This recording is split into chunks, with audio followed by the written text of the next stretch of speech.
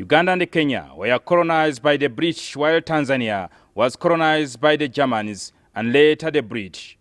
Rwanda and Burundi were first colonized by German, then by Belgium, while South Sudan got her independence from Khartoum government 10 years ago. All these countries have rich and diverse cultures which their colonial masters treasured.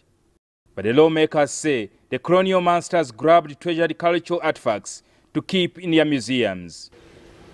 And even today, when you visit the museums of the former colonial powers, you will realize how much they valued our cultures, our art, our recreation, to the extent that they still have them in their national museums.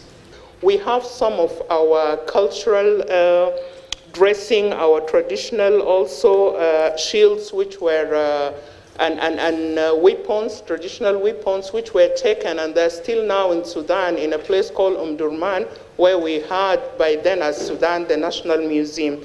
Now the EALA MPs are demanding that these artifacts be returned to facilitate the region in promoting and preserving cultural tourism in the EAC member states. We need our artifacts back to our partners, repatriated.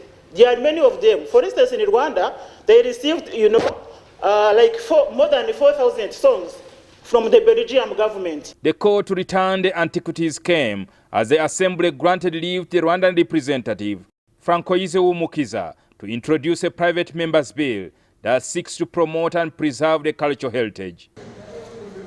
Meanwhile, the state minister in charge of East African affairs, Magode Yukuya, has taken oath of the allegiance in Arusha. Do swear that I will give true and faithful service to this assembly. Magode said he brings in a wealth of experience to the region as a Pan-Africanist. At least I know of myself that I have not come here to be a disaster.